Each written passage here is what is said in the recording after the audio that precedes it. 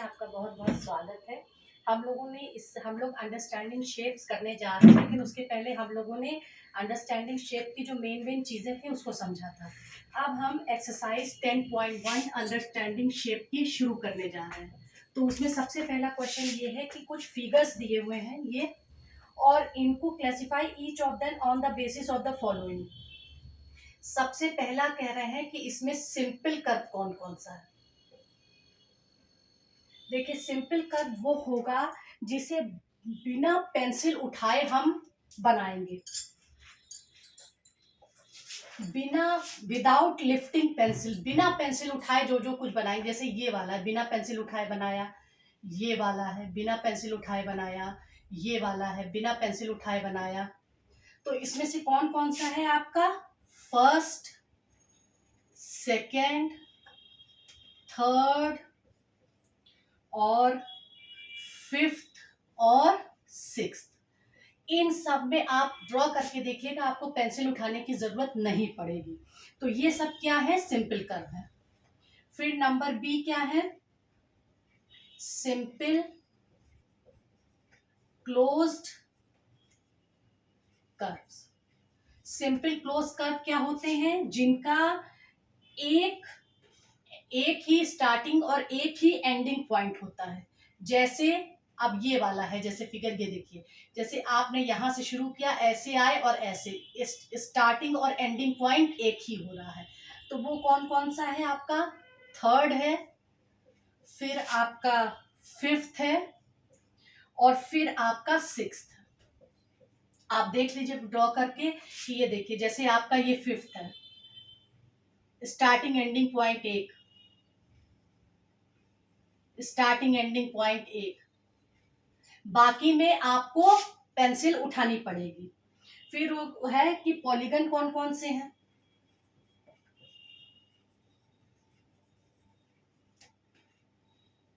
Third और fourth जो है आपका, थर्ड और फोर्थ जो है सिंपल पॉलीगन है। क्योंकि ये सिंपल पॉलीगन क्या होता है कि जो चार लाइनों से मिला हुआ क्लोज कर्व। आपने सिंपल पॉलीगन पढ़ा, जब हमने आपको पॉलीगन के बारे में बताया था तो हमने आपसे कहा था simple close curve made up of straight line. Simple close curve made up of straight line, ऐसा कर्व जो कि स्ट्रेट लाइन से बना हुआ। तो देखिए, एक ये और एक यही है स्ट्रेट लाइन से बना हुआ। बाकी इसमें देखिए लाइन टेढ़ी हो रही है आपकी। सॉरी, आपका जो है थर्ड और फोर्थ जो है वो आपका स्ट्रेट लाइन से बना हुआ पॉलीगन है। इसमें जो है क्या है? ये तो ट्रायंगल बन रहा है। फिर और पॉलीगन में क्या है कि कम से कम चार लाइनें तो होनी ही चाहिए। फिर डी, डी क्या है? Convex polygon.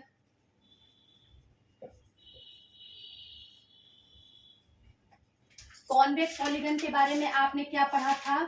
आपने कॉन्वेक्स पॉलीगन के बारे में पढ़ा था कि उसमें क्या होता है कि कॉन्वेक्स पॉलीगन जो होता है जिसमें कि एक इंटीरियर एंगल 180 से कम होगा और जो डायगोनल होगा वो अंदर होगा। तो थर्ड वाला क्या है आपका?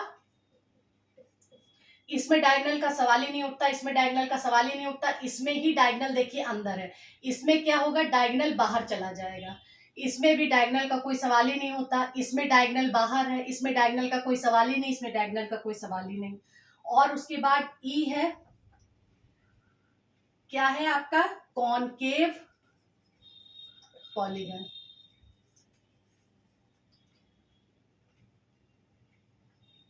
छठा जो है वो आपका कॉनकेव पॉलीगन। देखिए, कॉन्वेक्स पॉलीगन में डायगोनल जो है और एक एंगल जो होगा 180 से कम होगा, इसमें एंगल जो है 180 से कम है। कॉनकेव पॉलीगन आपका छठा है, इसमें क्या होता है? डायगोनल बाहर है और एक एंगल जो है आपका 180 से बड़ा होगा। देखिए ये वाला एंगल, और डायगोनल ये देखिए बाहर। अब क्वेश्चन नंबर 2 देखते हैं। क्वेश्चन नंबर 2 में क्या है? How many diagonal does each of the following have? A convex quadrilateral, कह रहे हैं a convex quadrilateral लेटरल। अब इसमें कितने डायगोनल होंगे? हम लोगों ने इसके लिए फॉर्मूला पढ़ा था कि डायगोनल निकालने के लिए क्या होता है, number of diagonal in N sided polygon quadrilateral. हमने पढ़ा था formula n-3/2। N sided polygon मतलब नंबर जो आपका पॉलीगन है या जो आपका क्वाड्रिलेटरल है, जो आपका पॉलीगन है उसमें नंबर ऑफ लाइंस पता हो। यहाँ कह रहे हैं कॉन्वेक्स क्वाड्रिलेटरल। कॉन्वेक्स क्वाड्रिलेटरल का मतलब क्या हुआ? 4 लाइनों से बना हुआ कोई फिगर। और कॉन्वेक्स है इसका मतलब क्या होगा? हर एक एंगल 180 से, एक एंगल कम से कम 180 से कम होगा और आपका क्या होगा? डायगोनल अंदर होंगे। क्योंकि ये क्वाड्रिलेटरल कह रहा है इसका मतलब यहाँ पे नंबर ऑफ साइड्स कितने हैं? 4 है। और एन साइडेड पॉलीगन का हमें जो है डायगोनल निकालने के लिए ये फॉर्मूला हम लोगों ने पढ़ा था, नंबर ऑफ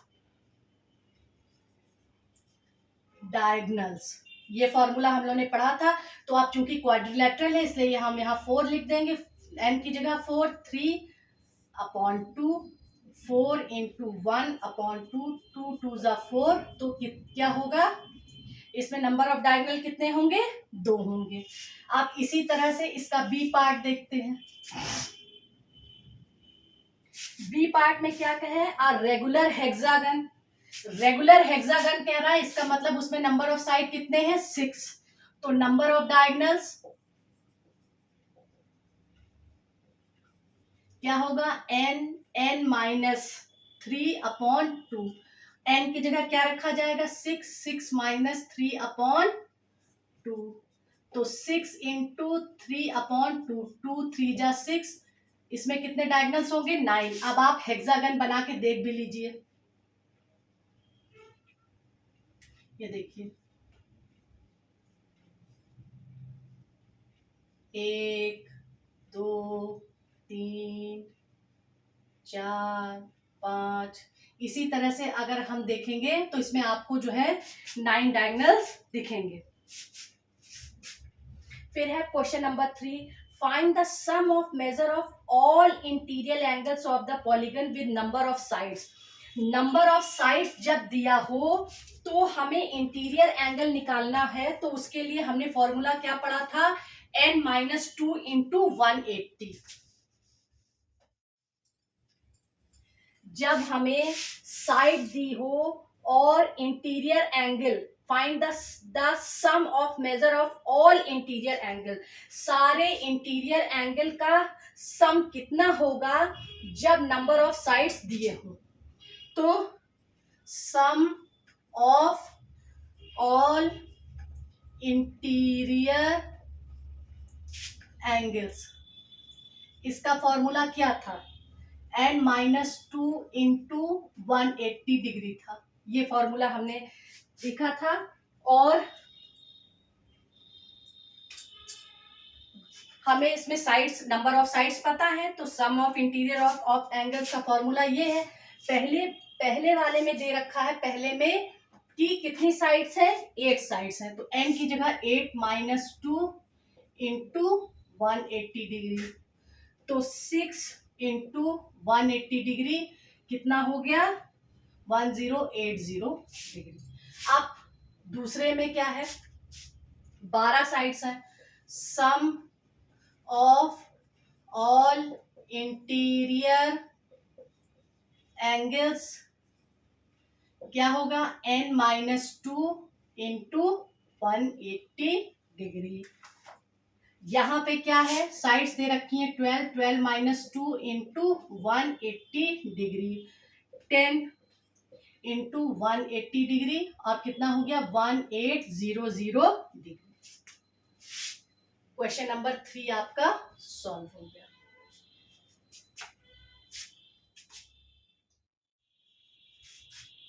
अब क्वेश्चन नंबर 4 देखते हैं, वो क्या कह रहा है? Find the number of sides of regular polygon whose each interior has a measure। क्या कह रहे हैं कि एक रेगुलर पॉलीगन है, उसके नंबर ऑफ साइड्स हमें बताने हैं और एंगल दिया हुआ है। जब हमें एंगल दिया हुआ है और नंबर ऑफ साइड्स पूछे जाए तो फॉर्मूला क्या था, 360 डिग्री अपॉन n। तो अब क्या है, पहला वाला क्या है, उसमें एक्सटीरियर एंगल दे रखा है आपका 24 डिग्री, एंगल 24 डिग्री दे रखा है और नंबर ऑफ साइड्स पूछा है। तो क्या हो जाएगा, 360 degree upon n is equal to 24 degree. तो n is equal to 360 degree upon 24 degree. तो n क्या हो जाएगा, 15। अब इसी तरीके से इसका दूसरा पार्ट देखते हैं। दूसरे पार्ट में एक्सटीरियर एंगल दे रखा है 60 डिग्री। तो क्या होगा, 360 degree upon n is equal to 60 degree. तो n is equal to 360 degree upon 60 degree क्या हो गया हमारा, 6। नंबर ऑफ साइड्स जो होते हैं इसके 6 हो गए। अब इसका थर्ड पार्ट देखते हैं। थर्ड पार्ट में क्या है, एक्सटीरियर एंगल दे रखा है 72 डिग्री। डायरेक्ट रखिए, 360 degree upon 72 degree is equal to n। तो n इज इक्वल टू कितना आ जाएगा, 6। Question number 4 solve. आप क्वेश्चन नंबर 5 देखते हैं।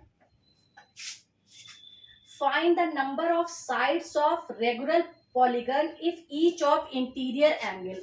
अब यहाँ पे क्या है, इंटीरियर एंगल दिया हुआ है और number of sides of regular polygon पूछा है। तो उसके लिए हम लोगों ने क्या फॉर्मूला देखा था, उसके लिए फॉर्मूला था n-2 into 180 degree upon n। जब इंटीरियर एंगल दिया हुआ हो और number of sides of regular polygon पूछे जाएं तो फॉर्मूला ये होगा। ये अलग अलग फॉर्मूले आपको याद रखने होंगे। तो ईच इंटीरियर एंगल, पहला कितना दे रखा है, 90 डिग्री। अब फॉर्मूला लिखेंगे n-2 into 180 degree upon n is equal to 90 degree. अब n जो है n-2 into 180 degree is equal to 90 degree into n। अब हम क्या करेंगे, n इज इक्वल टू क्या होगा, n-2 into 180 degree upon 90 degree. तो ये क्या हो जाएगा, 2। अब n is equal to 2n-2, n is equal to 2n-4। अब n plus 4 is equal to 2n, 4 is equal to 2n-n। तो n इज इक्वल टू क्या आ जाएगा, 4। तो ये इसका पार्ट 1 सॉल्व हो गया। अब इसी तरह से इसका पार्ट 2 और पार्ट 3 देखते हैं। 2 में एंगल दे रखा है 108 डिग्री। तो ईच इंटीरियर एंगल क्या है, 108 डिग्री। अब यहाँ पे n-2 into 180 degree upon n is equal to 108 degree. तो अब यहाँ पे क्या होगा, n-2 into 180 degree is equal to 108 degree n। अब इसको हम मल्टीप्लाई कर लें तो 180 n minus 360 degree is equal to 108 degree n। अब 180 degree n minus 108 degree n is equal to 360 degree. तो ये हो गया वह 72 degree n is equal to 360 degree. n is equal to 360 degree upon 72 degree. तो n इज इक्वल टू आ गया। अब तीसरा एंगल दे रखा है 165 डिग्री। 165 डिग्री, ये 165 डिग्री आ गया। अब इसमें भी क्या करेंगे हम कि n-2 into 180 degree is equal to 165 degree n, इसको भी हम यहीं पे खोल लेंगे। 180 degree n minus 360 degree is equal to 165 degree n, 180 degree n minus 165 degree n is equal to 360 degree, और 15 degree n is equal to 360 degree, तो n is equal to 360 degree upon 15 degree, तो n is equal to क्या हो गया 24।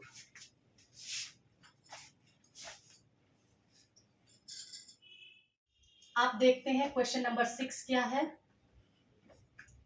Question number 6 कह रहा है find the number of sides in polygon if sum of its interior angle is, 3 interior angle का sum दे रखा है, sum of its interior angle, interior angle का सम दे रखा है और पॉलीगन के साइड्स पूछे हैं। तो उसके लिए हमें फॉर्मूला पता है n-2 इंटू 180 डिग्री, ये फॉर्मूला हम लगाते हैं। तो अब यहां पे क्या हो गया, तो हम देखेंगे पहला part, sum of interior angle पहला दे रखा है 1260 डिग्री, तो यहाँ पे क्या हो गया n-2, sum of interior angle का फॉर्मूला क्या हो गया n-2 into 180 degree is equal to 1260 degree. अब n-2 is equal to 1260 degree को हमने 180 डिग्री से डिवाइड कर दिया तो 7 आ गया, n-2 इज इक्वल टू 7, एज is equal to 7 minus 2, n is equal to 5, sorry plus आएगा तो यहाँ पे 9 हो जाएगा। अब इसका सेकेंड पार्ट देखते हैं, सम ऑफ इंटीरियर एंगल्स क्या दे रखा है 1980 डिग्री, और n-2 into 180 degree is equal to 1980 degree. अब n-2 इधर रख लिया, 1980 डिग्री को 180 डिग्री से डिवाइड कर दिया तो हमारा आ गया 11 आ जाएगा, 11 डिग्री। तो n-2 is equal to 11, sorry 11 आ जाएगा, और n is equal to 11 plus 2 is n is equal to 30। अब इसका थर्ड पार्ट देखते हैं,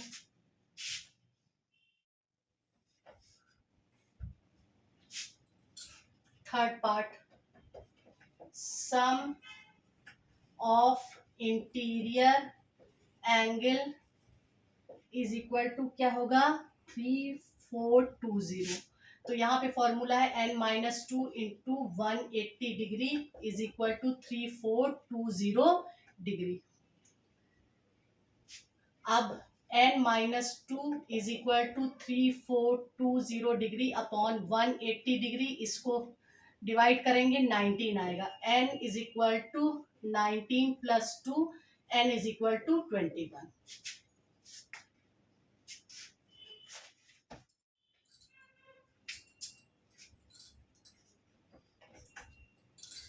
If the angles of pentagon are in the ratio of 7, pentagon है उसके एंगल्स जो है 7:8:11:13:15 के रेशियो में है, फाइंड द एंगल्स। तो हम क्या कहेंगे,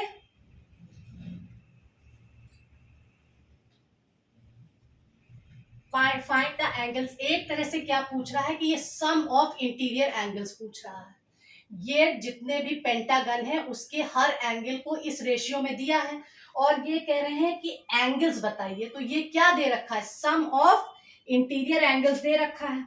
तो हम पहले कहेंगे late angles are 7x, 8x, 11x, 13x and 15x, हमने ये मान लिया। अब बाई एंगल सम प्रॉपर्टी से क्या होगा,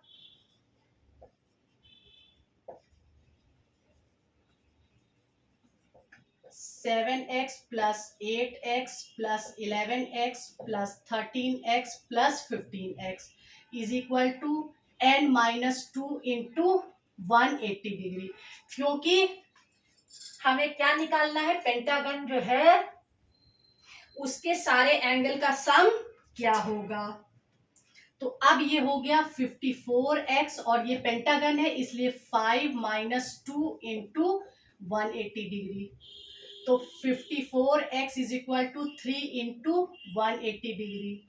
54x is equal to 540 degree. x is equal to 540 degree upon 54, तो x आ गया 10 डिग्री। जब x 10 डिग्री आ गया तो क्या होंगे, एंगल्स विल बी, पहला है 7x, 7 into 10 is equal to 70 degree. दूसरा है 8x, 8 into 10 is equal to 80 degree. तीसरा है 11x, 11 into 10 is equal to 110 degree. फिर 13x है, 13 into 10 is equal to 130 degree. और फिर है 15x is equal to 15 into 10 is equal to 150 degree.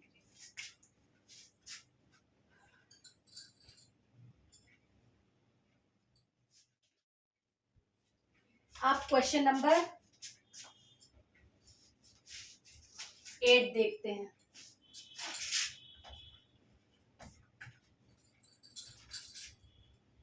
A few moments later. The angles of a pentagon are x degree, comma x minus 10 degree, comma x plus 20 degree, comma 2x minus 44 degree and 2x minus 70 degree. Calculate the x. तो इन्होंने बताया कि एक pentagon है उसके angles दे रखे हैं और ये x की वैल्यू बता रहे हैं। तो क्या होगा, according to angle sum property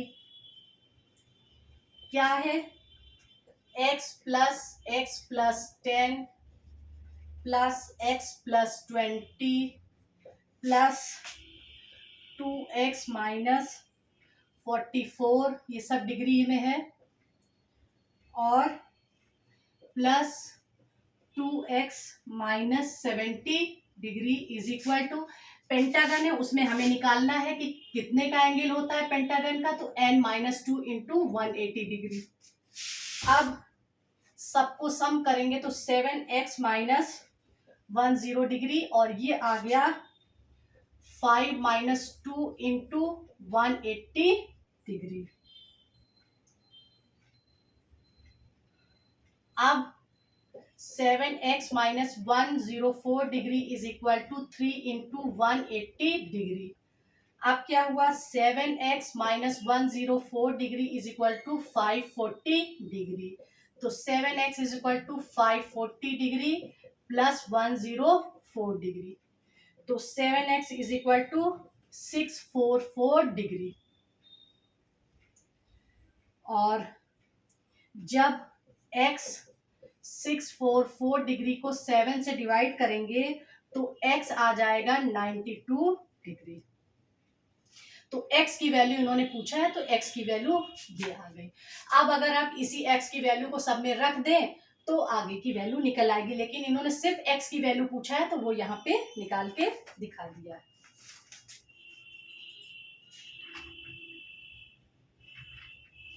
rest question हम अगले वीडियो में करेंगे। Thank you.